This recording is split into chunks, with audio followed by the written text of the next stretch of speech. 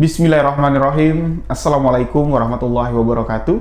Kembali lagi bersama saya, Rio Wijaya, di sebuah kisah misteri.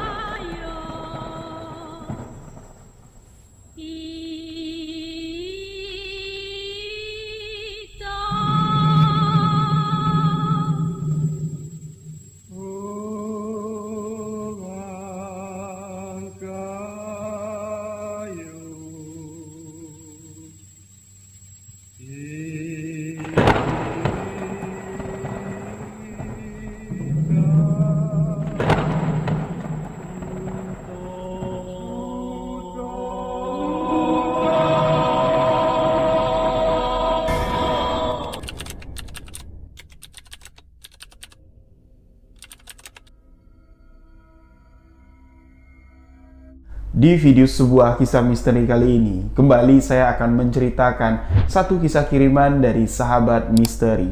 Yang mana kisah ini datang dari sahabat misteri yang bernama Yowan. Beliau berdomisili di salah satu daerah yang ada di Jawa Timur. Di dalam kisah yang dikirimkan melalui alamat email sebuah kisah misteri@gmail.com, Yowan menceritakan satu kisah pesugihan yang sangat menarik sekali untuk saya bagikan kepada sahabat-sahabat misteri. Kisah ritual pesugihan turun ranjang.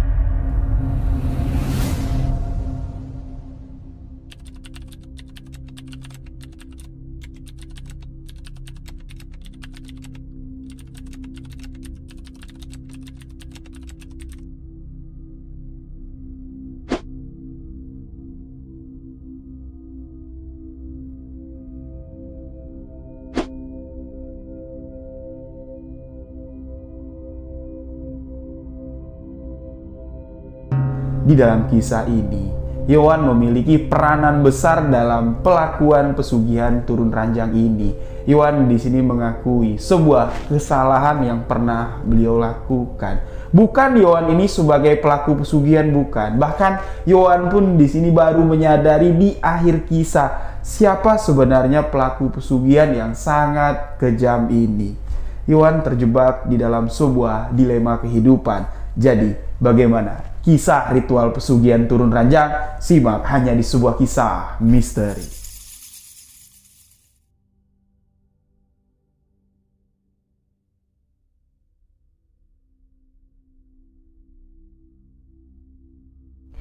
Kisah ini berlatar waktu di tahun 2009 yang lalu, yang mana di tahun 2009 Yowan sahabat kita ini bekerja di salah satu warung makan, yang mana warung makan itu baru juga buka di tahun 2009. Boleh dikatakan, Yowan ini adalah pegawai pertama yang bekerja di warung makan tersebut.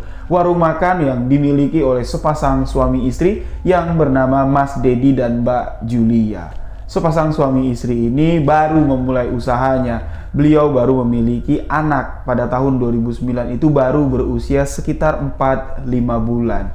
Di dalam kisah ini, Mas Dedi dan Mbak Julia bekerja sama dengan si Yowan untuk merintis usahanya ini. Kurang lebih sekitar 4 tahun lah Yowan bekerja dengan Mas Dedi. Namun setelah 4 tahun Yowan bekerja dengan Mas Dedi, ada sebuah peristiwa yang sangat mengejutkan sekali yang dialami langsung oleh Yowan. Peristiwa yang mengejutkan ini ada campur tangan Yowan yang tanpa disengaja beliau lakukan. Kita akan memulai kisah ini dari awal di tahun 2009.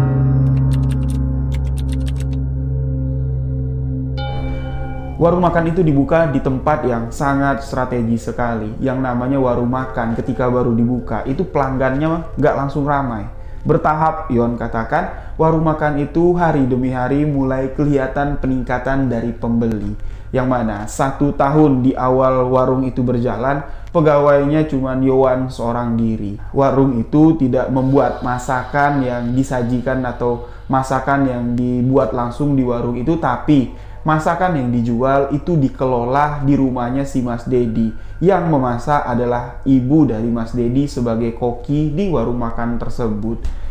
Karena masakan itu tidak diolah di warung, otomatis barang-barang belanjaan yang dibeli di pasar untuk diolah menjadi lauk pauk itu diantar dulu ke rumahnya si Mas Dedi, dan setelah olahan itu selesai untuk dijual di warung, barulah warung itu bisa menjual makanan. Aktivitas yang dilakukan Yohan sehari-hari: pertama, dia harus datang ke warung untuk membuka warung. Setelah warung diberesin, Mas Dedi datang bersama istrinya, dan Yohan lah di sini yang pergi berbelanja ke pasar. Setelah belanja selesai, belanja itu diantar ke rumah ibunya Mas Dedi.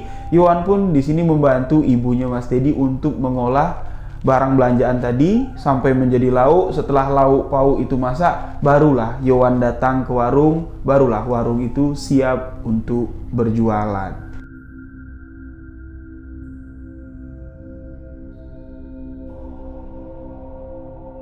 Dengan aktivitas yang 1 tahun dilakukan Yohan, hari-hari itulah yang dilakukannya. Kedekatan keluarga Mas Dedi dengan Yohan ini sangat erat sekali. Kedekatan Mas Dedi dengan istrinya Mas Dedi, yaitu Mbak Julia. Kedekatan Yohan kepada ibu Mas Dedi ini sangat erat sekali. Bahkan keluarga Mas Dedi tidak menganggap Yohan sebagai karyawan, melainkan mereka sudah menganggap Yohan ini adalah bagian dari keluarga mereka. Yohan memang mengatakan perlakuan keluarga Mas Dedi sangat lembut sekali.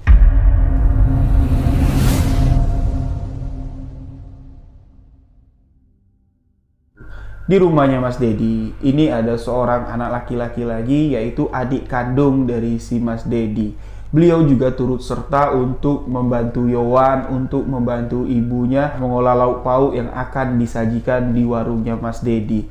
Memang adik kandung Mas Dedi ini belum direkrut untuk menjadi pegawai, karena usaha yang dijalankan Mas Dedi, mereka masih menganggap kami bertiga saja sudah cukup lah untuk menghandle apa saja keperluan kebutuhan yang akan dilakukan di warung. Sedangkan adik kandung dari Mas Dedi ini tetap membantu, tapi di rumah saja, membantu bagian masak-masak. Tapi 1 tahun sudah berlalu, sahabat. Masuk ke tahun kedua, usaha yang dijalankan oleh Mas Dedi dan Mbak Julia ini berkembang sangat pesat sekali. Sampai-sampai ibu dari Mas Dedi yang juru masak dari warung tersebut mengatakan kepada anaknya, mengatakan kepada Yohan, "Yohan, kamu bilangin sama bosmu tuh, Mas Dedi, kenapa Bu? Kalau kayak gini terus, setiap hari porsi masakannya kita olah banyak sekali. Ibu ini kan udah nggak muda lagi, Nak. Kamu juga yang bantu-bantu di sini, nggak mungkin lah. Kalian cuman berdua. Mbok ya bilang sama Mas Dedi, tambah lagi pegawainya. Kalau ndak, suruh Mas Dedi cari juru masak yang memang betul-betul bisa diandalkan. Nanti biar ibu yang mengawasi mereka masak." Iya juga ya Bu. Kalau setiap hari kita mengolah masakan ini di rumah, terus diantar lagi ke warung, kayaknya ribet Bu. Nggak mungkin juga, dengan porsi yang banyak, kita harus bawa lauk ini, takutnya di jalan nanti kenapa-kenapa. Iya, ibu khawatir juga sama kamu. Itu yang dikatakan oleh ibunya si Mas Dedi. Setelah waktu berjalan masuk ke 2 tahun, Yohan pun di sini mengutarakan apa yang diinginkan oleh ibunya Mas Dedi. Mas Dedi pun di sini menerima masukan dari ibu kandungnya, dan beliau memutuskan untuk membuka dapur di warung tersebut.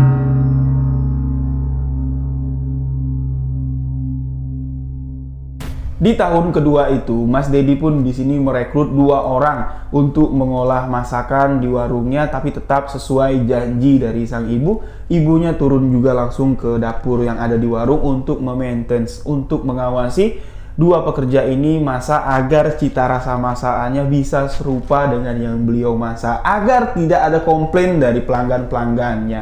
Sedangkan untuk yang mengurus di tengah atau pelayanan yang ada di warung tersebut, Mas Dedi pun di sini merekrut 2 orang pegawai lagi untuk membantu Yohan. Salah satunya adalah adik kandung dari si Mas Dedi, yang tadinya cuma stay di rumah untuk bantu-bantu di rumah masak, sekarang direkrut untuk terjun langsung ke lokasi warung tersebut.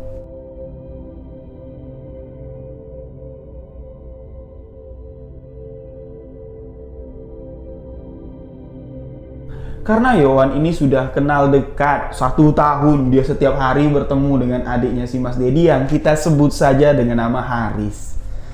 Haris ini juga memiliki kedekatan dengan si Yowan karena beliau ini seleting, beliau ini seumuran, satu circle lah kalau kita katakan dalam bahasa milenial sekarang. Mereka akrab, sering ngobrol, tapi dari kedekatan Yowan dengan Haris, Yowan di sini melihat kok Haris ini agak sedikit aneh ya dengan kakak iparnya, dengan abang kandungnya. Berbeda ketika Yowan melihat Haris ini kalau di rumah. Haris ini dengan ibunya dekat sekali, ngobrol tuh sambil bercanda. Tapi kok berbeda Haris ini ketika Yowan lihat bertemu langsung, berhadapan langsung dengan Mas Dedi, berhadapan langsung dengan Mbak Julia, kayaknya Haris ini ada sesuatu yang dipendam, kayak rasanya tuh canggung, kayak orang lain. Sedangkan Yowan yang statusnya memang orang lain, di sini sudah merasa akrab dan Mas Dedi pun nggak canggung, Mbak Julia pun nggak canggung dengan kehadiran Yowan.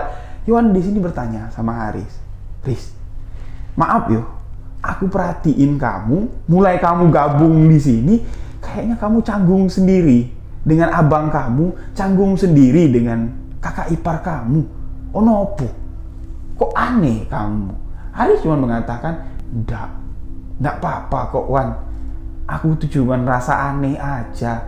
Mbok ya, Mas Dedi kan kakak kandungku. Masa iya aku disetarain dengan pegawai? Itu yang dikatakan Haris. Di sini Yowan dapat menyimpulkan, oh itu toh alasannya.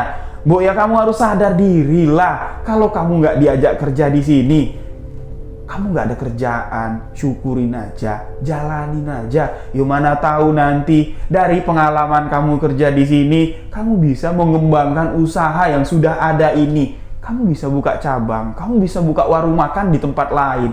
Namun apa yang dikatakan oleh Yowan di sini nggak sepaham dengan Haris. Yang diinginkan Haris, yang ditangkap oleh nalar Yowan pada saat itu, dia ingin memiliki usaha yang dimiliki oleh abangnya. Itu mustahil, Yowan bilang.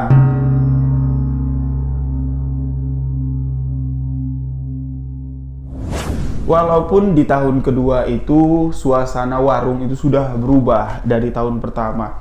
Apa yang dikerjakan oleh Yowan di sini memang sudah agak sedikit ringan, tapi ini masih menjadi sebuah tanggung jawab yang cukup besar karena kepercayaan owner Mas Dedi dan Mbak Julia ini diserahkan sepenuhnya kepada Yowan, bukan kepada Haris, adik kandung dari si Mas Dedi. Ini malah menambah sebuah kecemburuan yang besar dan kisah misteri pun dimulai dari sini, dari tahun kedua. Suasana warung yang semakin ramai, 2 orang juru masak yang bekerja di warung tersebut sudah dapat menjiplak rasa masakan yang dimasak oleh ibu dari Mas Dedi. Orang tua itu pun kembali ke rumah, tidak pernah lagi datang untuk mengawasi si juru masak. Disinilah apa yang dilakukan Haris sama sekali tidak disangka oleh Yowan, dan Yowan juga tidak menyangka beliau akan terlibat di dalam lingkaran hitam ritual sesat. Kedekatan Haris dengan Yowan ini bukan cuma sekedar di warung saja. Setelah warung itu tutup, Haris sering mengajak Yowan untuk ngopi-ngopi, untuk sekedar ngobrol. Apa yang diobrolkan Haris dan Yowan ini tidak jauh dari perkembangan warung dari si Mas Dedi. Usaha yang sudah dibangun, sudah dijalankan oleh abangnya. Kalimat-kalimat yang terucap dari lisannya Haris seolah-olah di sini mendokterin pikiran dari Yowan yang tadinya menganggap usaha itu bukan usaha orang lain, tapi usaha abang kandungku sendiri. Gimana pun caranya, warung ini harus tetap ramai. Gimana caranya, Mas Dedi dan Mbak Julia harus mendapatkan keuntungan. Itu yang ditanamkan Yowan ketika beliau setahun bekerja di sana. Dengan kedekatan owner dan pekerja. Pekerja di sini merasa warung itu milik dia sendiri. Itulah yang harus dimiliki pekerja kepada sebuah perusahaan atau tempat beliau bekerja. Haris di sini mencoba untuk mendokterin pikiran dari si Yowan. Wan, sampai kapan kita bekerja kayak gini? Nggak mungkin lah. Usaha yang dibangun Mas Dedi ini akan diserahkan sepenuhnya ke kamu. Kamu itu orang lain, aku ini loh, adik kandungnya sendiri. Aku nggak dipercaya untuk duduk di meja kasir. Malah kamu yang dipercaya. Aku nggak yakin, Wan. Kalau Mas Dedi itu memang benar-benar percaya sama kamu. Aku yakin kalau Mas Dedi ini itu cuma memanfaatkan tenaga kamu saja. Karena apa yang diucapkan Haris ini terus-menerus merasuki, menghasut hati dan pikiran si Yowan. Yowan pun di sini sudah agak sedikit berubah. Yang tadinya dia sangat loyal sekali dengan tenaga dan waktu, sekarang sudah mulai sedikit hitung-hitungan. Dan di dalam polemik yang tengah dihadapi Yowan di dalam batinnya, Haris di sini pun merencanakan sesuatu yang katanya Haris memanipulasi sebuah ritual sesat dengan kalimat, "Wan, ikut aku yuk. Kita pergi ke tempat guruku." Guru apa? Guru spiritual. Ngapain ke sana? Aku mau minta ujengan. Aku mau bikin usaha. Aku mau minta modal sama ibuku. Nggak mungkin, Wan. Aku jadi kacung terus di tempat abangku. Di sini, Yowan sudah berpikir kalau Haris ini mau mandiri. Karena dia sudah berpikir Haris ini bukan orang lain lagi. Dia juga akrab atau menjadi sohib lah si Yowan dan Haris ini. Yowan pun mau menemani Haris pergi ke tempat guru spiritualnya. Yang mana alasan si Haris tadi minta wejengan karena beliau ingin bikin tempat usaha yang sama di tempat yang berbeda, minta modal sama ibunya. Oke, kita jalan. Mereka pun pergi ke suatu tempat yang cukup terpencil, desa yang cukup terpencil, yang mana akses masuk atau akses jalan menuju ke tempat juru kunci atau ke tempat guru spiritual dari Haris ini memang agak sedikit horor dan mencekam.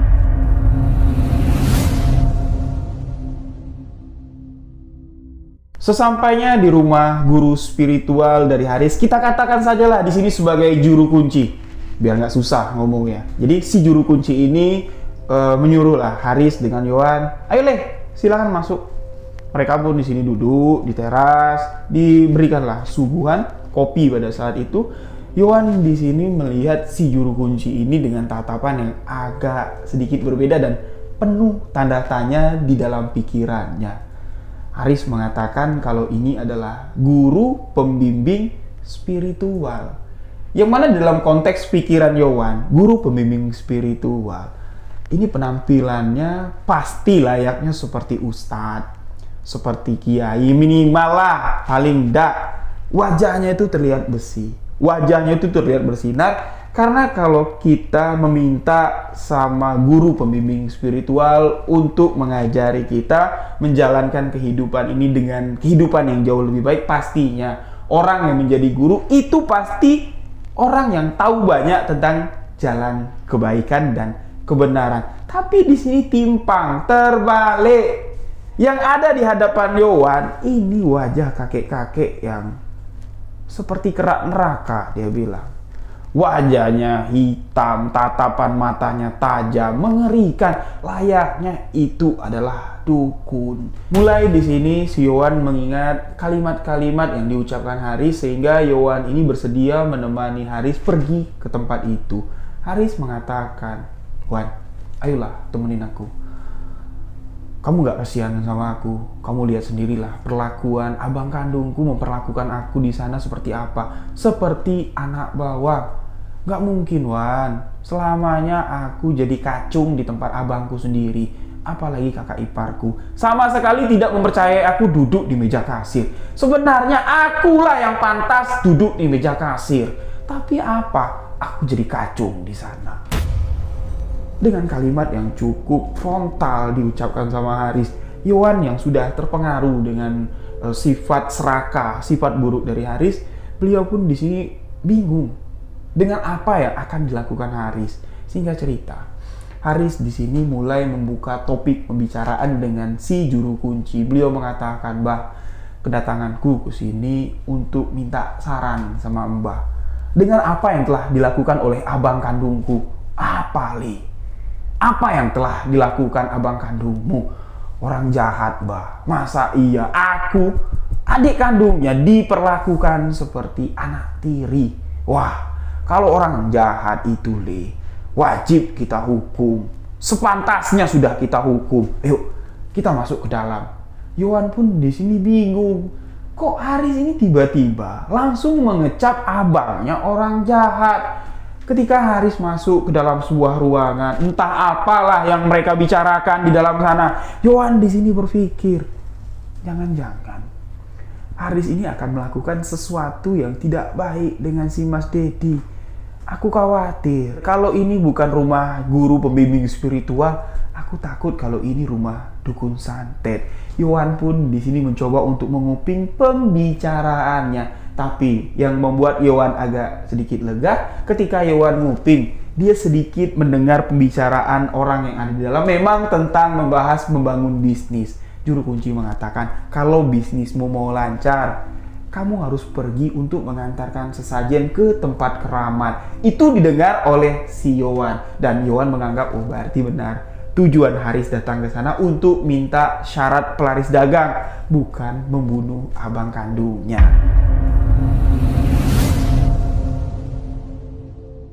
Kunjungan Yohan dan Haris pada malam itu ke rumah si juru kunci pun selesai. Keesokan paginya, mereka kembali bertemu di warung makan yang dimiliki oleh Mas Dedi. Tidak ada perubahan sikap yang dilakukan oleh Haris. Dia masih terlihat sama. Ketika bertemu dengan abangnya, Haris ini agak sedikit canggung lah. Seperti ketika pertama diceritakan tadi, jarang untuk mengajak abangnya berkomunikasi. Begitu juga Bang Dedi. Entah apalah, ada masalah apalah mereka berdua ini, mereka jarang sekali berkomunikasi. Kalau warung lagi sepi, Bang Dedi lebih memilih memanggil Yohan untuk ngobrol. Sedangkan Haris, dia tetap di dapur, rokokan sambil ngopi. Entah apa yang dipikirkan Haris, dan entah apa rencana yang akan dijalankan Haris. Di sini, Yohan secara tidak langsung sudah terseret ke dalam sebuah ritual sesat. Keesokan harinya, Haris kembali mengajak Yohan untuk pergi ke rumah si juru kunci dengan alasan si juru kunci akan memberikan syarat untuk Haris ini bisa membuka usaha agar usahanya jauh lebih besar, jauh lebih lancar dari usaha yang dibangun oleh si Mas Dedi.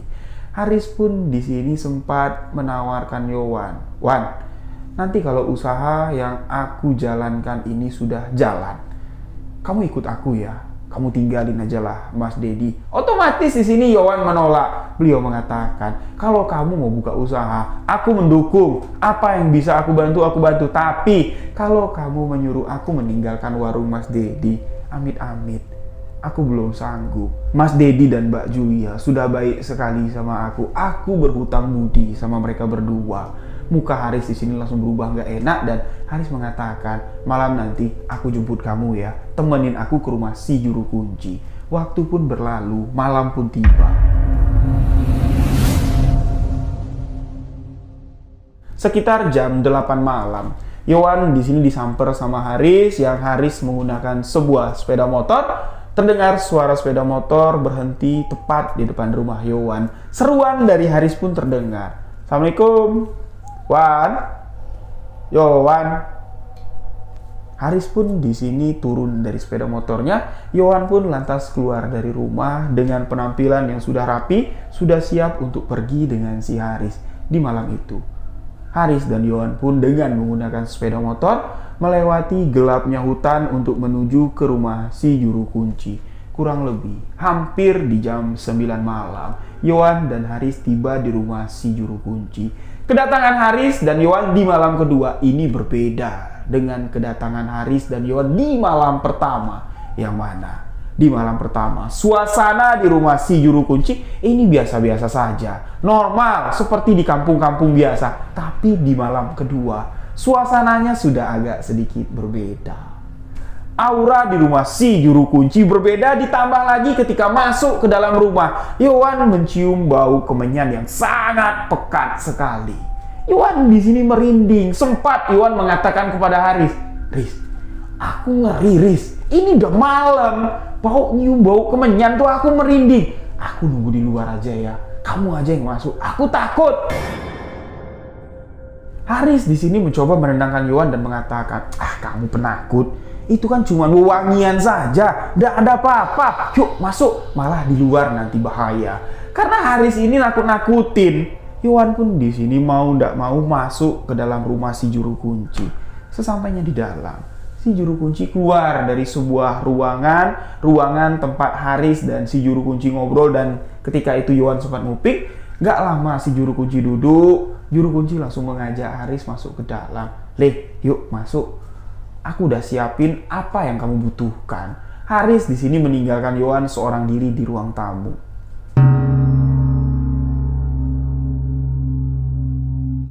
Ketika Haris dan si juru kunci masuk ke dalam ruangan tersebut, Yohan di sini berniat, nguping, aku mau tahu sebenarnya apa yang direncanakan oleh Haris. Tapi tiba-tiba niat Yohan buat nguping terhenti dengan rasa takut yang sangat mengerikan sekali.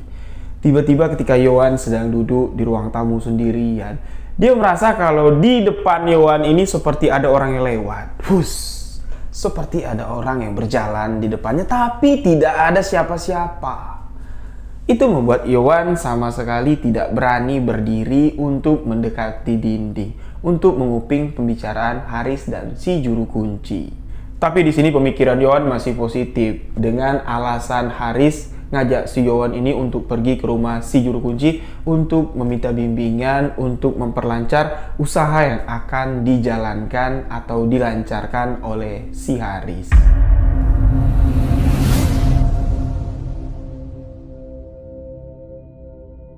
Ketika Haris dan si juru kunci keluar dari ruangan tersebut, terlihat wajah Haris ini mulai sumringah, seperti beliau mendapatkan sesuatu yang sudah lama beliau idam-idamkan, sesuatu yang memang betul-betul diinginkan oleh Haris. Juru kunci dan Haris pun kembali bergabung duduk dengan Yohan. Mereka bertiga ngobrol-ngobrol lah sedikit sebelum mereka berpamitan dengan si juru kunci. Di akhir perbincangan atau obrolan Yohan, juru kunci dan Haris di malam itu, si juru kunci mengingatkan kepada Haris, "Leh, ingat, Jumat depan, pas Jumat Kliwon itu tuh, kamu jangan telat datang ke sini melakukan apa yang tadi sudah kita rencanakan. Mbak, aku ndak bakal telat datang ke sini. Yo kan Wan, kamu temenin aku yo." Yohan yang tiba-tiba ditembak seperti itu gak berani bilang enggak, gak berani juga bilang iya. Yohan cuman bengong, bingung. Apa yang direncanakan oleh Haris? Apa yang akan kita lakukan di Jumat Kliwon depan? Lalu di malam itu mereka pun pulang ke rumah masing-masing. Keesokan harinya seperti biasa, mereka bertemu lagi di warung yang dibuka sama si Mas Dedi ini. Di warung, mereka tidak terlalu banyak membicarakan tentang apa yang telah mereka lakukan di luar jam kerja. Kedekatan Haris dan Yohan seolah-olah tidak diketahui oleh Mas Dedi dan Mbak Julia.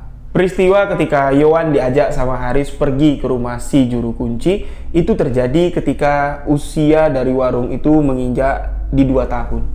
Warung itu sudah mulai berkembang pesat dan masuklah di sini di malam Jumat yang sudah dijanjikan si juru kunci dan si Haris. Jumat Kliwon seperti biasa. Yohan datang menjemput seperti biasa. Haris datang menjemput Yohan kurang lebih sekitar di jam 8 malam. Suara motor terdengar dan suara seruan dari Haris memanggil nama Yohan. "Wan, Assalamualaikum." "Wan." Yohan keluar dan mereka pun berangkat menuju rumah si juru kunci. Di malam itu, terlihat di sepeda motor yang dikendarai oleh Haris itu ada bungkusan plastik hitam. Tapi Yohan tidak tahu di dalam bungkusan plastik hitam itu apa. Awalnya Yohan masih berpikir mungkin itu adalah oleh-oleh buah tangan untuk si juru kunci, karena ketika mereka datang di hari pertama, datang lagi di waktu yang kedua, mereka sama sekali tidak membawa oleh-oleh atau buah tangan. Mungkin di kedatangan ketiga Haris ini otaknya udah mulai agak sedikit benar, nggak sengklek, jadi dia bawa oleh-oleh lah untuk si juru kunci. Awalnya itu yang dipikirkan oleh Yohan. Sesampainya di rumah juru kunci, bungkusan hitam yang digantung di sepeda motornya Haris yang dikira sama Yohan itu adalah oleh-oleh dibuka lah sama Haris dan isinya ternyata adalah sesajen. Lengkap sesajen yang dibawa oleh Haris. Ada nasi tumpeng kecil, ada ayam bakar. Di situ juga lengkap jajan-jajanan pasar dan tak lupa si juru kunci di sini memberikan Haris kemenyan dan dupa. Melihat sesajen itu sudah lengkap, pasti ini ada sebuah ritual yang akan mereka lakukan. Yohan di sini diajak sama si Haris. Wan, kamu temenin aku ya, pergi ke tempat yang akan kita tuju. Kemana, Riz? Aku juga nggak tahu. Aku belum dikasih tahu juga sama si juru kunci. Riz, kamu jangan aneh-aneh loh. Aku nih orangnya penakut. Aku nggak berani, Riz, ngadapin hal-hal seperti ini. Yang kamu bawa itu kan sesajen. Sesajen untuk apa, Riz? Yohan di sini bertanya dengan nada agak sedikit ketakutan. Haris kembali mencoba untuk menenangkan Yohan dan mengatakan, inilah salah satu ritual yang akan aku lakukan untuk membuka usahaku yang baru. Katanya kamu mendukung. Ayolah, tanggung. Ini terakhir kok kita datang ke sini. Habis itu ya kita tinggal nunggu kapan usahaku jalan. Akhirnya di sini Yohan menunjukkan solidaritas sebagai seorang sahabat. Itulah yang dinamakan sahabat.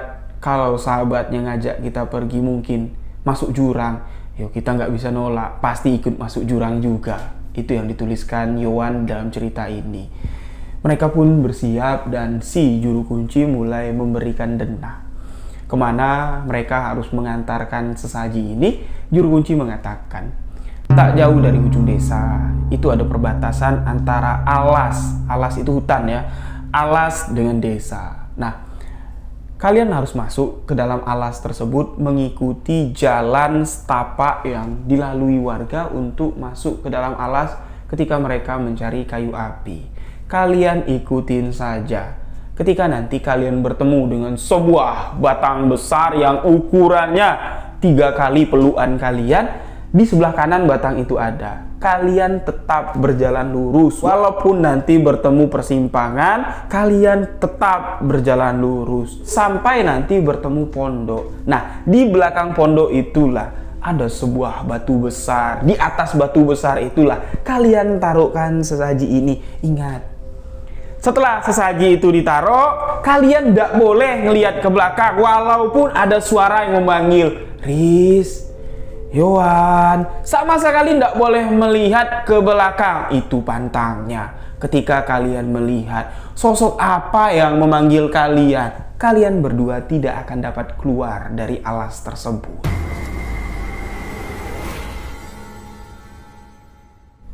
Apa yang dikatakan si juru kunci ini semakin membuat Yohan ketakutan.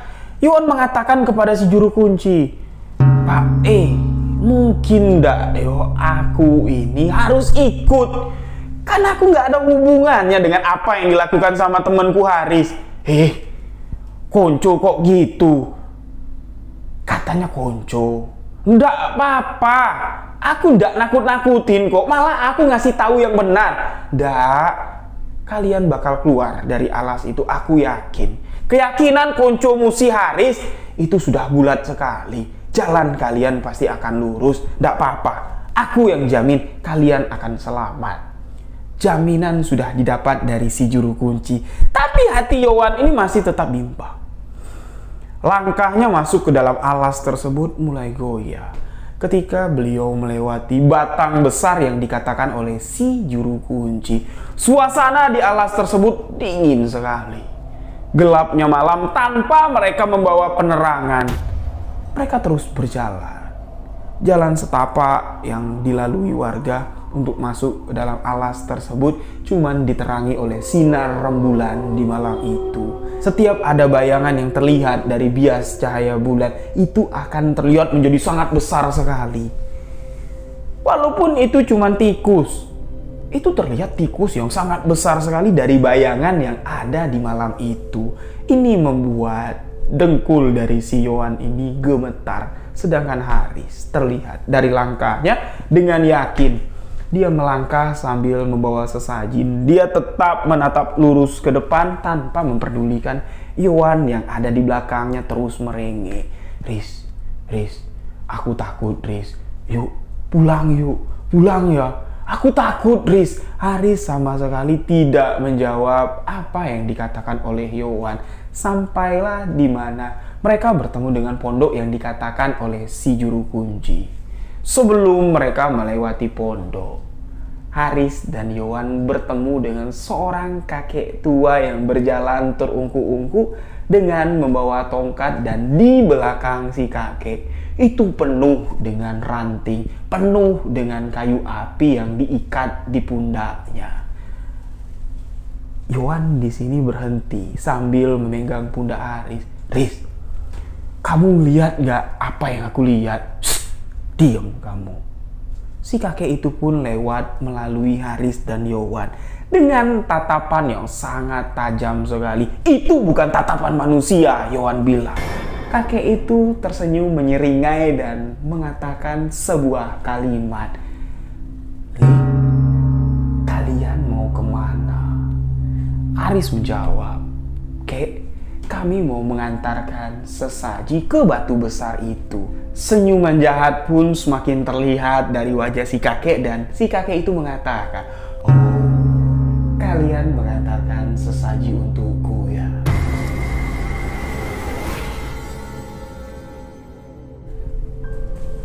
Kakek tua yang ada di hadapan Haris dan Yohan seketika berubah menjadi makhluk yang sangat menakutkan sekali, dan seketika sesajen yang dipegang sama si Haris hilang di tangannya. Hilang entah kemana. Apa yang dilihat sama Yohan ini hampir membuat Yohan pingsan, tapi Haris segera membalik badannya sesuai dengan apa yang dikatakan oleh si juru kunci. Ketika ada sosok yang telah mengambil sesajen, kalian tidak boleh melihat jelas sosok apa yang mengambil dan memakan sesajen tersebut. Haris segera membalikkan badannya dan mendorong Yohan untuk segera keluar dari hutan tersebut. Cuman yang masih melekat di ingatan Yohan, sosok yang dilihatnya itu lebih seram dari perwujudan genderuwo yang digambarkan. Si kakek itu seketika, dalam sekedip mata, berubah menjadi sosok yang sangat tinggi sekali. Ranting-ranting yang ada di pundaknya si kakek, yang ketika kakek itu berwujud seperti manusia, itu layaknya seperti duri-duri yang menancap di punggungnya. Sosok itu sangat besar sekali, dan tatapan mata dari kakek itu dan tatapan mata dari sosok yang seketika berubah wujud itu sama-sama tatapan yang sangat menakutkan. Di perjalanan keluar Haris dan Yohan dari alas tersebut, mereka sama sekali tidak berkomunikasi. Yohan yang terus didorong sama Haris untuk jalan duluan karena Haris ini tidak mau jalan di depan Yohan, takutnya mungkin pemikiran Yohan sosok itu terus mengejar dan mencelakai Yohan. Jadi Haris tetap menjaga Yohan di belakang. Haris terus didorong, didesak untuk cepat jalannya agar cepat keluar dari alas tersebut, dan alhamdulillah Yohan dan Haris selamat keluar dari alas tersebut. Sesampainya di rumah si juru kunci sini tertawa terkakak-kakak melihat wajah Yohan yang pucat. Sampean kenapa? Capek? Takut? Kok wajahnya kayak gitu? Yohan sama sekali tidak, nggak bisa lah ngomong apa-apa. Dia cuma mengatakan, Riz, pulang Riz, pulang, tolonglah, pulang yuk. Haris pun di sini kasihan dengan Yohan dan berpamitanlah Haris dengan si juru kunci. Tapi memang sebelum mereka pulang, Haris ini kembali diajak masuk ke dalam sebuah ruangan rahasia. Haris entah apalah yang dibicarakan dengan si juru kunci. Yohan di sini sudah tidak memperdulikan lagi, terserah kamu lah Haris. Kamu ngelakuin apa? Aku kapok kamu ajak ke sini. Itulah yang dikatakan Yohan ketika dibonceng Haris naik motor pulang menuju ke rumah masing-masing. Singkat cerita, setelah terjadinya peristiwa yang menakutkan di malam Jumat Kliwon itu, Haris sama sekali tidak pernah lagi mengajak si Yohan pergi ke rumah si juru kunci. Sesuai dengan janjinya Haris, inilah terakhir kalinya kita datang ke sini. Jadi tolong kamu temenin aku. Memang sesuai. Haris tidak pernah lagi membahas tentang si juru kunci, tentang hal-hal yang mistik, yang aneh terjadi di sana. Ini membuat Yohan ini penasaran karena apa yang telah dilakukan Yohan untuk menolong si Haris. Ini sudah banyak sekali waktu yang dikorbankan dan rasa takut yang melekat di ingatan Yohan. Otomatis Yohan bertanya, Riz, jadi gimana Riz? Kelanjutan ritual yang kamu lakukan untuk pelancar usaha yang kamu buat udah selesai belum? Udah selesai. Kan ritual penguncinya sudah kita lakukan di malam Jumat Kliwon lalu. Lah, kamu nunggu apa lagi? Bukalah usaha sesuai dengan harapan kamu, sesuai keinginan kamu, biar kamu ndak merasa jadi anak bawang lagi di tempat abangmu ini. Nantilah. Ibu belum boleh. Ibu masih nyuruh aku belajar. Belajar dulu aku di sini. Kalau udah pakem, baru aku buka. Lah, sia-sia dong. Usahaku nemenin kamu sampai aku ketakutan kemarin. Ya udah apa-apa. Yang penting kan syarat-syarat itu sudah aku lakukan. Kapan saja aku mau buka usaha, itu kan bisa digunakan. Dengan ketidaktahuan si Yowan tentang hal-hal yang berbau mistis, dia manggut-manggut aja, iya-iya aja, dan waktu pun berlalu. Waktu 2 tahun sudah menjadi waktu yang ke-3 tahun. Usaha yang dijalankan Mas Dedi sudah masuk ke 3 tahunnya. Di tahun itu, terlihat ada sedikit perubahan dari fisik Mas Dedi yang tadinya beliau terlihat sangat bugar, sekarang terlihat sudah mulai agak sedikit sakit-sakitan. Hingga di mana Mas Dedi ini sempat dilarikan ke rumah sakit karena tiba-tiba pingsan di warung makan miliknya sendiri. Ketika dirawat di rumah sakit, dokter tidak dapat mendiagnosa penyakit apa yang diderita oleh Mas Dedi, dan beberapa waktu Mas Dedi dirawat di rumah sakit, nyawanya pun tidak tertolong. Dengan penyakit yang misterius, penyakit non-medis, Mas Dedi pun menghembuskan nafas terakhir. Kematian dari Mas Dedi ini tidak menimbulkan kecurigaan dari si Yowan. Dia tidak mengaitkan kejadian yang telah dilakukan sama Haris Ninda. Karena Haris jujur mengaku kalau ritual yang dilakukan itu untuk mencari penglaris dagang, bukan untuk nyantet. Jadi ketika kematian dari si Mas Dedi, Yowan merasa sangat kehilangan sekali. Terlihat juga di sini Haris ikut-ikutan sedih, tapi kesedihan dari Haris itu cuman sekedar topeng. Sebenarnya apa yang diinginkan Haris sudah beliau dapatkan, sebuah misteri di balik kehidupan. Disinilah sesuatu yang tidak terduga terjadi di depan mata kepala si Yowan.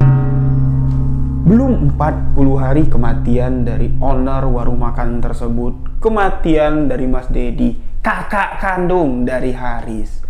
Ini ada kejadian di luar nalar yang tadinya hubungan dari Haris si adik ipar dengan Mbak Julia kakak ipar. Ini ndak pernah mereka itu ngobrol di warung itu, sama sekali ndak pernah. Tapi 1 minggu setelah kematian dari Mas Dedi, dengan mata kepala sendiri, Yowan memergoi Haris dan Mbak Julia tengah melakukan hubungan intim di dalam warung tersebut.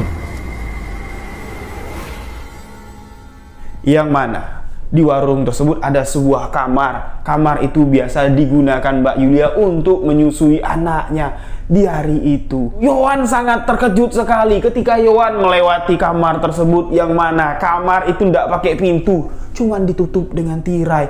Yowan di sini melihat, loh, itu siapa yang tiduran di atas tempat tidur? Kayaknya itu ada 2 orang. Yowan pun di sini memberanikan diri mundur ke belakang untuk sedikit ngintip. Apa yang dilihat Yowan ini sangat mengejutkan. Astagfirullahaladzim. Mbak Julia, Haris, ngapain mereka di sana? Yowan di sini terkejut. Masa iya belum 40 hari suamimu meninggal, Mbak Julia? Kamu juga Haris. Itu kakak iparmu yang seharusnya kamu jaga, yang seharusnya kamu lindungi. Loh, kok kenapa tega kamu nidurin kakak iparmu sendiri? Dengan apa yang dilihat Yowan, Yowan pun langsung lari dari TKP, dan sikap Yowan kepada Haris mulai berubah. Sikap Yowan terhadap Mbak Julia juga mulai sudah berubah. Yowan sudah ogah untuk kerja di sana karena Yowan menganggap warung itu sudah sial.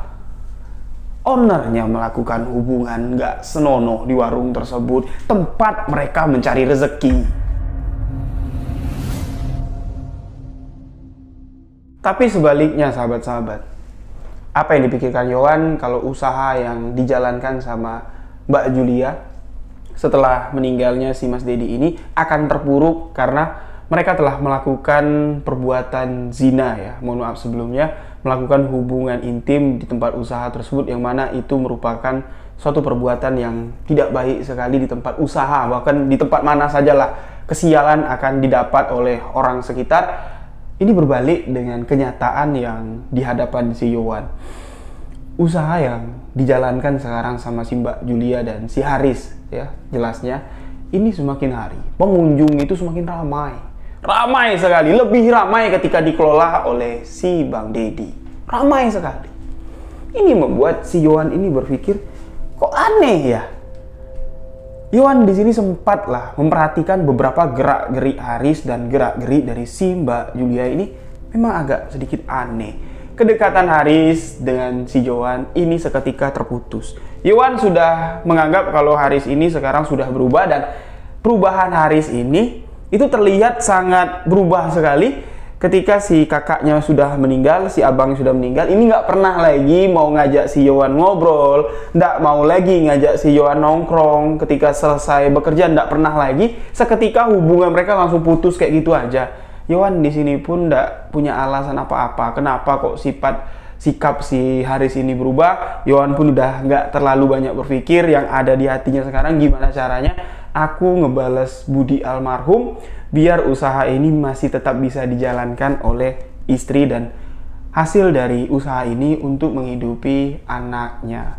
Satu orang anak yang ditinggalkan oleh almarhum. Keadaan yang ada di warung makan itu pun berubah 180 derajat dengan desaan pembeli yang sangat ramai sekali di jam siang hari sampai sore hari. Suasana pekerja yang ada di sana mulai agak sedikit berubah, mulai ada gesekan-gesekan.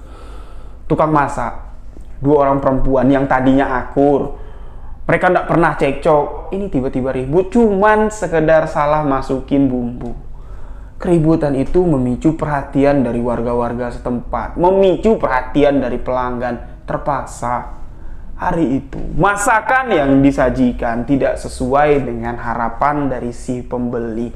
Tapi pembeli sama sekali tidak komplain. Mereka seolah-olah sudah terhipnotis dengan warung makan tersebut. Otomatis dengan usaha yang semakin berkembang, Mbak Julia di sini posisinya langsung digeserkan oleh si Haris. Belum sampai 41 hari kematian dari Mas Deddy, Haris di sini nyata-nyata sudah menikahi Mbak Julia dengan sahnya.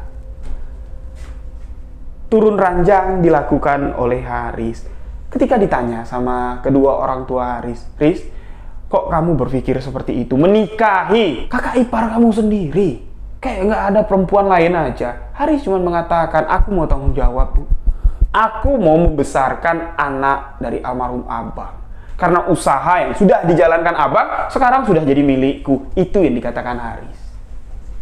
Orang tuanya pun di sini tidak dapat berbuat apa-apa. Dan apa yang dilakukan Haris ini sama sekali tidak terlintas di pikiran Yohan.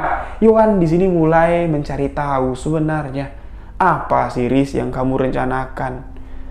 Kenapa kok kamu sampai kayak gini? Bukan cuma meniduri kakak iparnya, tapi menikahi kakak iparnya dengan sah.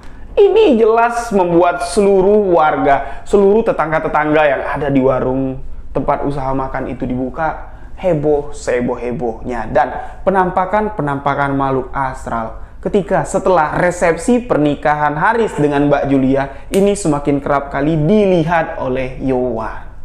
Keributan-keributan antar karyawan ini semakin sering terjadi. Komplain-komplain dari pelanggan-pelanggan yang lama ini semakin banyak sekali dihadapi oleh Yohan. Komplainnya bukan cita rasa yang berbeda, tapi di dalam makanan yang mereka bungkus, di dalam makanan yang mereka bawa balik, itu sering dapat batu. Entah batu apa. Sebagian warga yang ada di sekitaran warung makan itu sudah menganggap kalau Haris melakukan sebuah ritual pesugihan dengan menumbalkan abang kandungnya. Tapi itu ditampik semua oleh Yohan, karena Yohan tahu Haris ini bukan melakukan sebuah ritual pesugihan, tapi cuman mencari penglaris dagang. Itu masih tetap dibela sama Yohan. Tapi berjalannya waktu, fakta ritual pesugihan yang dilakukan oleh Haris terbongkar sendiri oleh Yohan. Pada suatu ketika, Mbak Julia yang sekarang statusnya sudah menjadi istri sah dari si Haris diperhatikan oleh Yohan. Pada saat itu, beliau ada di dapur. Sedang duduk di dapur sambil memperhatikan meja kasir, itu Mbak Julia duduk di sana. Tapi semakin Yohan ini memperhatikan wajah Mbak Julia yang dengan penuh tatapan kosong, seolah-olah dia ini sedang memikirkan sesuatu, tapi pikiran itu jauh masuk ke dalam sanubari. seketika wajah dari si Mbak Julia ini berubah, sahabat-sahabat. Berubah menjadi sosok wanita tua yang mengerikan sekali. Sepintas, Yohan ini ingat dengan si kakek tua yang ada di dalam hutan, yang meminta sesajen dibawa oleh Haris. Kok aku keinget ya sama si kakek tua itu. Astagfirullahaladzim. Diperhatikannya lagi nih, wajah Mbak Julia itu bukan Mbak Julia loh.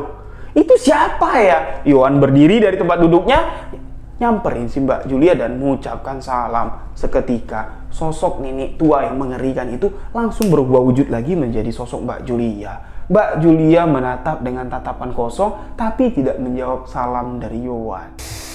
Dari penampakan itulah di sini Yohan mencoba untuk mendatangi orang tua dari almarhum Mas Dedi, orang tua dari Haris. Mencoba menceritakan apa yang telah beliau lalui, dan di sini tanggapan dari ibundanya Haris kepada si Yohan. Beliau di sini mengucapkan terima kasih sekali karena sebuah kebenaran yang seharusnya nak, sudah lama kamu ceritakan sama ibu. Kalau saja kamu menceritakan kejadian yang kamu lakukan sama Haris sebelum kejadian abangmu meninggal dunia, Mas Dedimu meninggal dunia, mungkin kejadian ini tidak terjadi. Ibu dari Haris, ibu dari Mas Dedi, seolah-olah beliau ini tahu dari cerita yang disampaikan oleh Yohan, ritual pesugihan apa yang dilakukan sama anaknya. Tapi pesan dari ibunya si Haris mengatakan kepada Yohan, kita diam-diam aja nak. Kita akan membongkar kebusukan yang telah dilakukan anakku sendiri. Walaupun dia anak kandungku, tapi memang dari kecil tabiatnya aku tidak suka. Entah didapatnya dari mana watak seperti itu, serakah, kikir. Ibu sama sekali tidak menyangka. Dia rela menumbalkan abang kandungnya sendiri yang udah mati-matian ngebelain dia dari kecil. Dan dia sanggup menikahi kakak iparnya sendiri. Apa kata warga? Apa kata tetangga? Ibu udah gak ada muka lagi nak di hadapan tetangga-tetangga dengan apa yang telah dilakukan oleh Haris.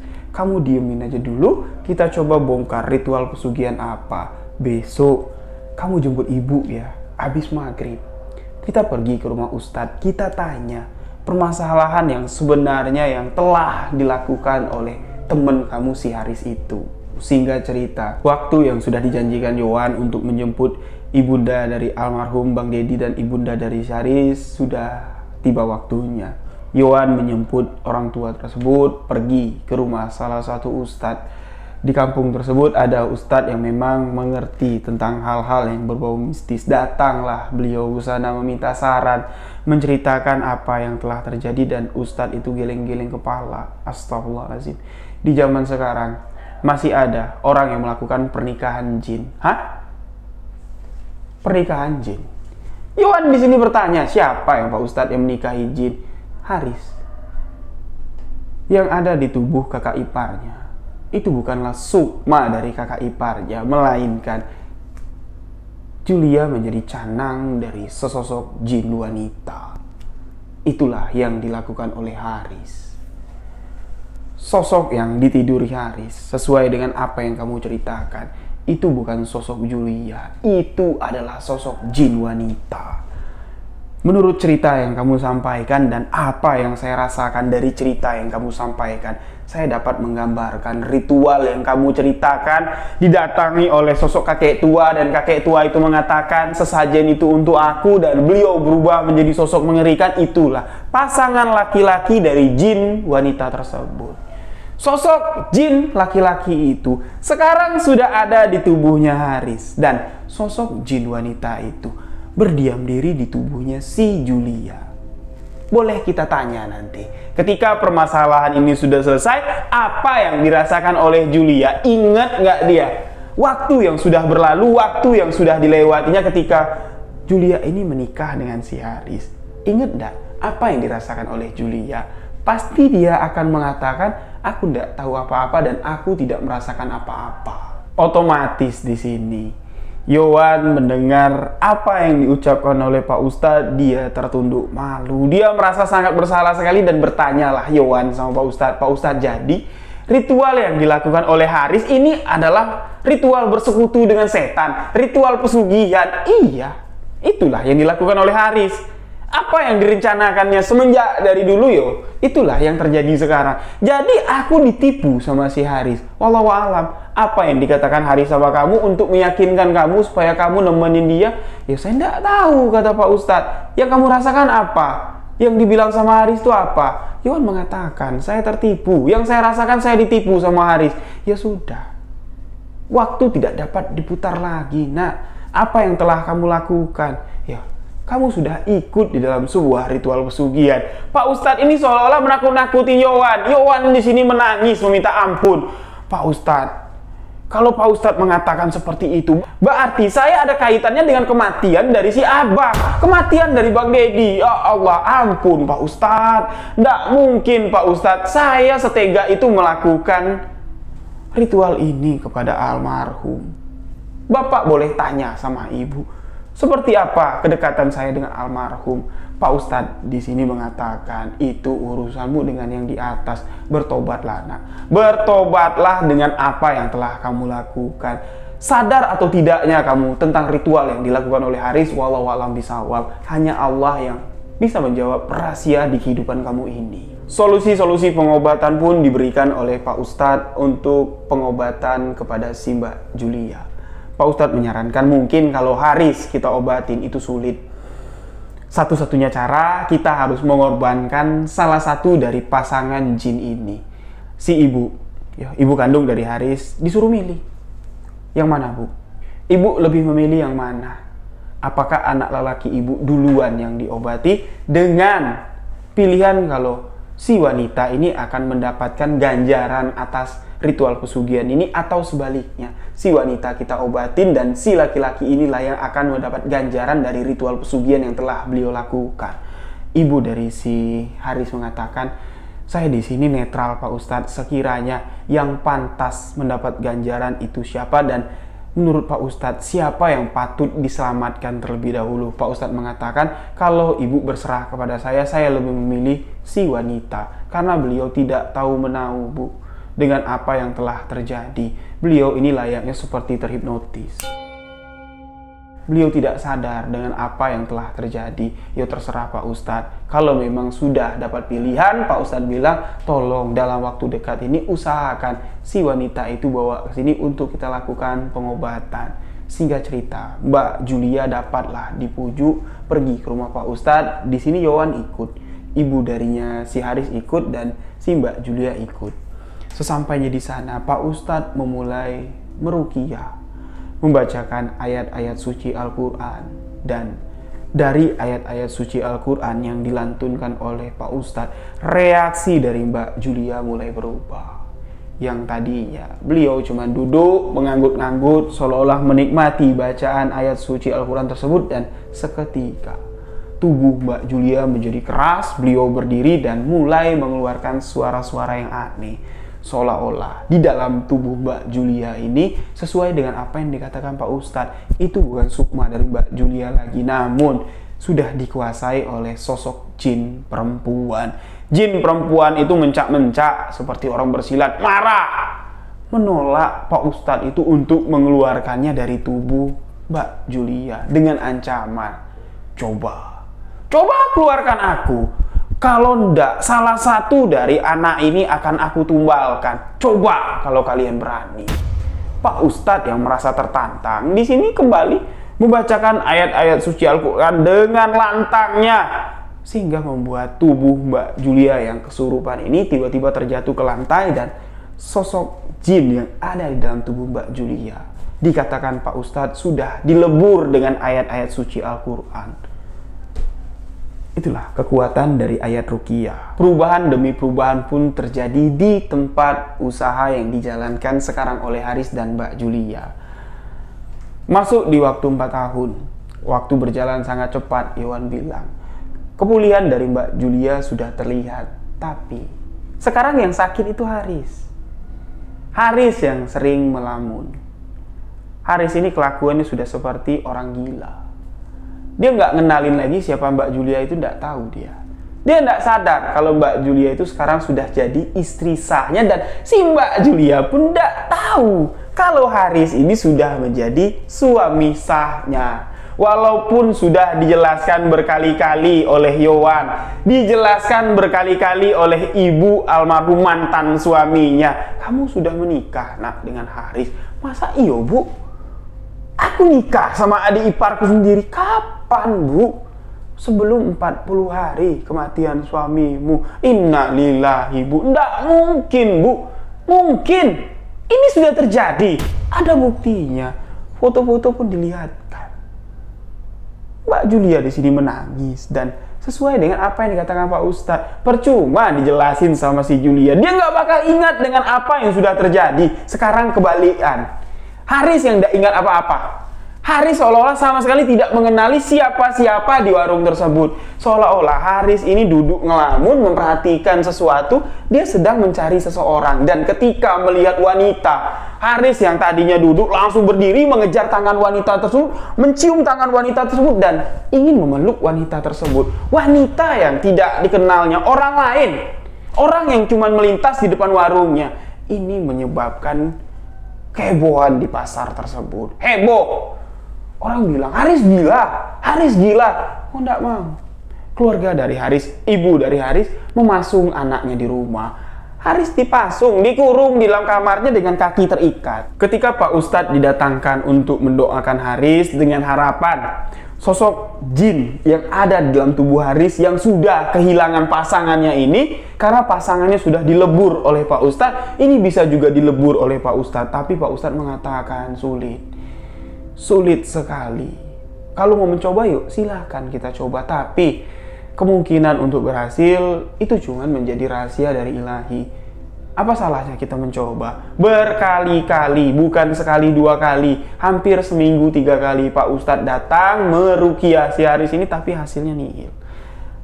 Kondisi Haris sama sekali tidak membaik. Bertahun-tahun Haris dikurung di rumah dengan kaki dirantai. Yowan pun di sini merasa iba, dan usaha warung makan yang dijalankan oleh Mbak Julia ini udah nggak kurus lagi. Yowan pun di sini memutuskan untuk berhenti karena sudah banyak sekali polemik yang dialami Yowan di sana, polemik yang berhubungan dengan hal-hal mistis. Karena Yowan nggak sanggup melihat sosok foto atau kenangan lah ya dari almarhum Mas Dedi yang ada di warung tersebut, yang mana Yowan merasa sangat bersalah sekali, sahabat-sahabat. Yowan di sini merasa dia memiliki keterlibatan dari ritual pesugihan yang dilakukan oleh Haris, ritual pesugihan turun ranjang.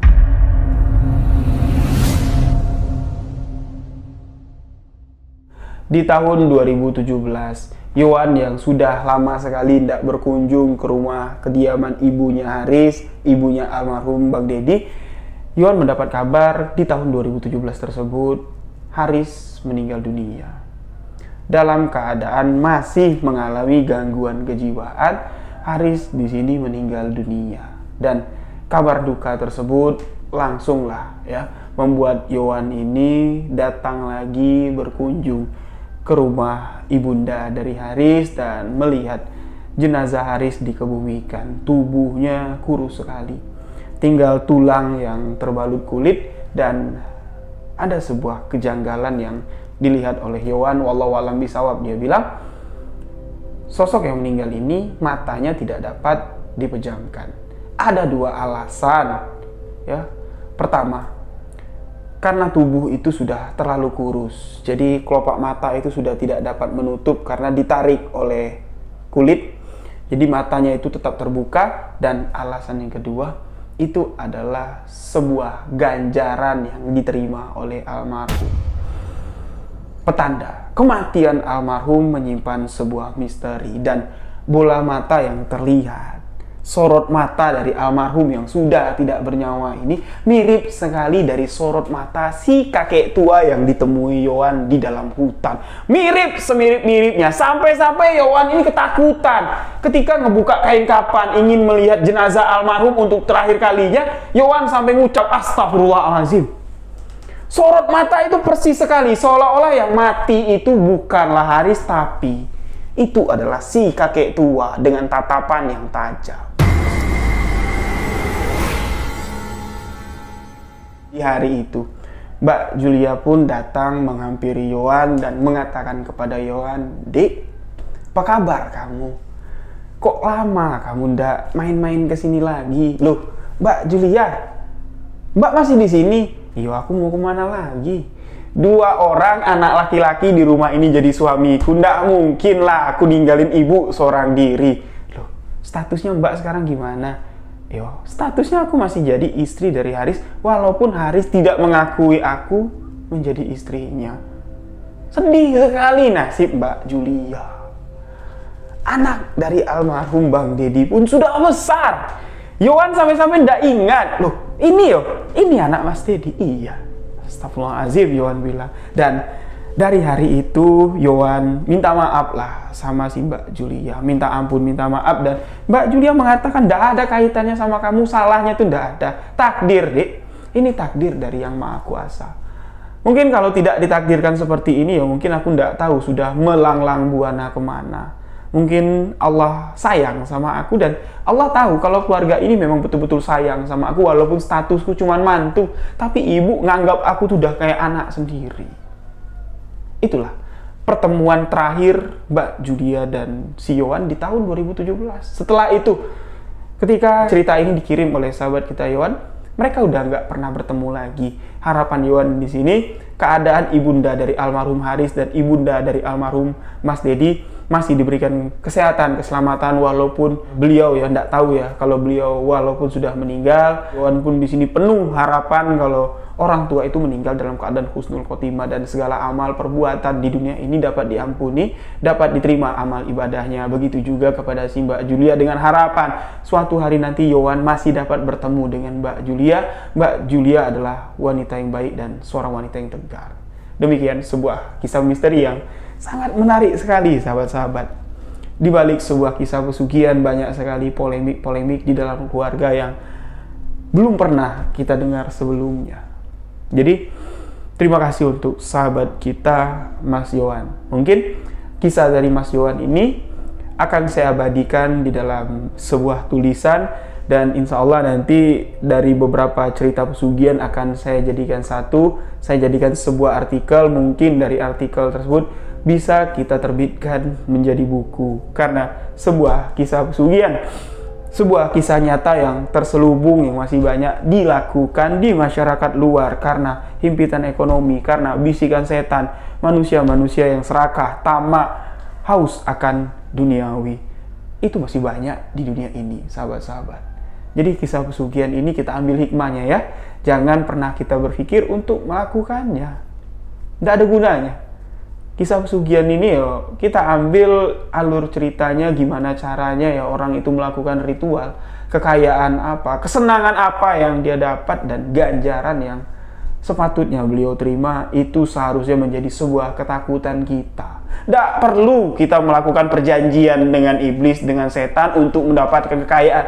Cukup kita menjalankan perintah ajaran agama kita masing-masing, menjalankan ibadah sesuai dengan agama kita masing-masing. Lurus hidup ini, rezeki akan lempeng insya Allah. Itu sudah dijanjikan oleh Yang Maha Kuasa. Untuk apa ritual pesugihan? Nyusahin kalau saya bilang. Nah, itulah kisah pesugihan kali ini. Untuk sahabat-sahabat semua, di sini saya ingin melemparkan pendapat dari sahabat kita Mas Yohan. Jadi di akhir kisah Mas Yohan ini bertanya pendapat Mas Rio. Jadi pendapat Mas Rio gimana? Tentang apa yang sudah saya lakukan? Bersalah nggak saya? Ikut nggak saya dalam ritual pesugihan ini? Saya tidak dapat menjawabnya sendirian. Saya lempar kepada sahabat misteri yang mendengarkan kisah ini sampai akhir. Tuliskan di kolom komentar pendapat sahabat-sahabat tentang sahabat kita Mas Yohan. Mungkin pendapat dari puluhan ribu, ratusan ribu sahabat-sahabat yang menonton video ini dapat membuat sahabat kita Mas Yohan tenang. Ditunggu di kolom komentar pendapat dari sahabat misteri. Demikian sebuah kisah misteri kali ini. Mohon maaf jika ada salah ucap, salah kata dalam penyampaian kisah ini. Saya Rio Wijaya mengucapkan wabillahi taufik walhidayah. Wassalamualaikum warahmatullahi wabarakatuh. Salam sebuah kisah misteri.